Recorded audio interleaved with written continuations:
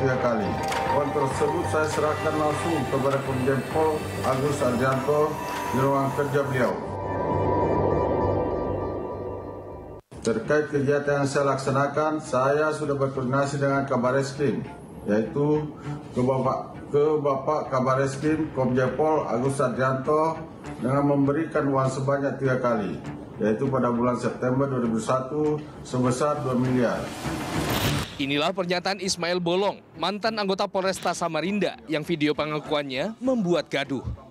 Pasalnya, ia sebelumnya mengaku menyetor uang sebanyak 3 kali dengan total 6 miliar rupiah ke Kabareskrim Polri Komjen Agus Andrianto. Dan uang tersebut dinyatakan hasil pengumpulan ilegal penambangan batubara. Ditemukan cukup bukti adanya dugaan pelanggaran oleh anggota Polri. Namun belakangan pernyataan setoran ke Kabareskrim tersebut diklarifikasi. Ia mengaku ditekan saat membuat video pernyataan. Ismail mengaku ditekan oleh mantan Karopaminal Div Propam Polri Hendra Kurniawan.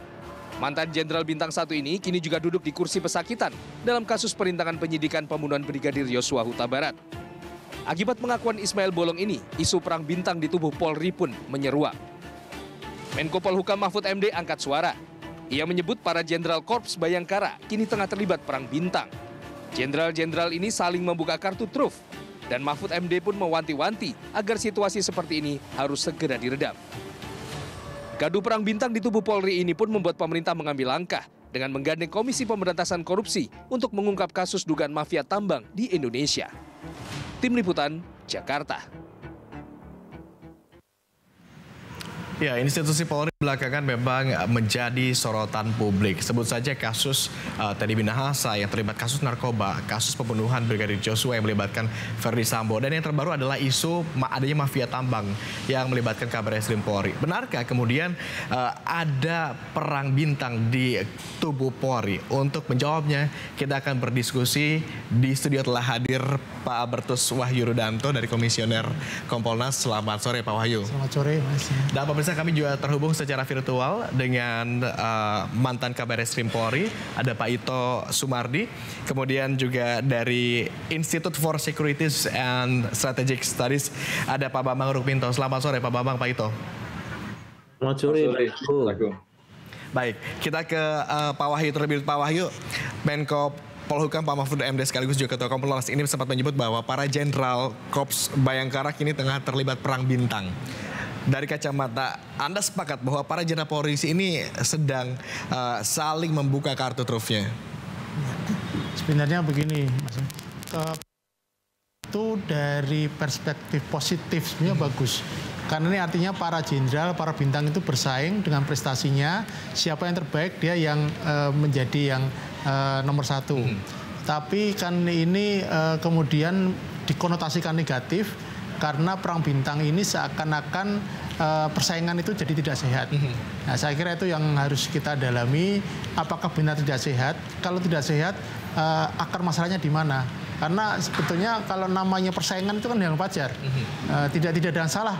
Semua siswa organisasi persaingan itu ya. Kompolnas sendiri melihat akar masalahnya di mana? Ya, kami melihat sepanjang itu diadu dalam hal kompetensi itu positif. Tetapi ini yang menjadi catatan kita kan kemudian muncul ria-ria karena seolah-olah masing-masing pihak yang dalam tanda petik bersaing ini mengeluarkan serangan balik dengan kartu-kartu truf seperti disebutkan Pak Mahfud MD itu. Itu saya kira yang harus dicermati dan harus diwaspadai karena kami pun melihat kalau itu terjadi terus-menerus maka yang dirugikan adalah institusi. Institusi Polri-nya sendiri. Dan kalau institusi Polri sampai kemudian marwahnya ini tidak terjaga betul, yang rugikan publik. Karena Polri ini kan didirikan dan bekerja untuk kepentingan masyarakat.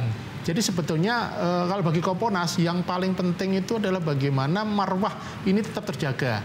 Nah, tentu saja karena marwah ini terjaga maka rumah ini harus sehat. Untuk sehat ini kan rumah ini fondasinya harus kuat. Nah, sekarang ini fondasinya kan agak agak goyang. Nah, ini sehingga kita harus cari penyebab goyangnya di mana, lemahnya di mana, itu saya kira yang harus dibersihkan. Yang sering kami sebut berkali-kali, maka kami punya program akselerasi reformasi kultural, karena problemnya di sana problemnya. Ya. Oke, tapi saya ingin mengutip pernyataan Pak Wahyu tadi bahwa persaingan ini sebetulnya sudah ada sejak lama di antara kubu Polri. Saya ke Pak Ito terlebih dulu. Pak Ito, sebagai mantan Kabareskrim Polri, Anda juga sepakat bahwa persaingan termasuk kubu-kubu di Polri ini sudah ada sejak lama? Saya kira pertama ya Mas Agung, bahwa penggunaan diksi atau istilah perang bintang ini memang yang digulirkan melalui media menjadi sesuatu yang menarik ya. Ya tentunya, tapi kan kalau kita lihat tadi Pak Wahyu menyampaikan, ini bisa diartikan bahwa di Polri ini saat ini ada ketidaksolidan ya, padahal ini adalah menyangkut kepada pribadi seseorang yang kebetulan berpangkat pati, kemudian sedang bermasalah hukum, yang kemudian ditujukan kepada orang yang menangani permasalahan hukum yang bersangkutan.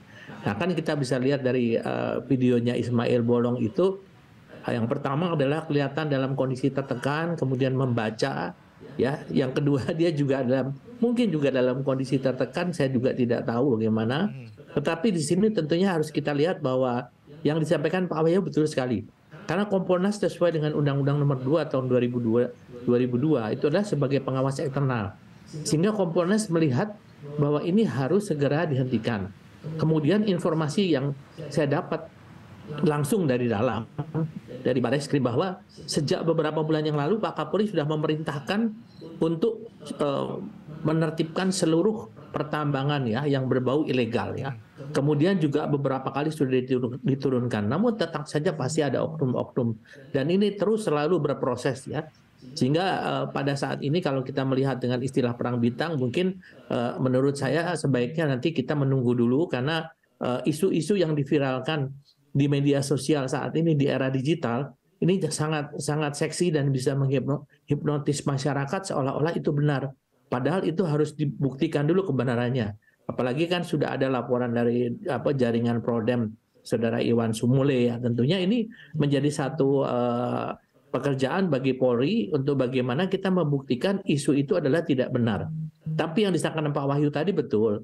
Memang selama ini secara positif yaitu wajar ya, di dalam organisasi itu tentunya kita ingin bersaing secara sehat ya, menunjukkan kinerja yang baik untuk bisa mendapatkan promosi. Tapi bukan berarti itu diistilahkan ada perang bintang ya.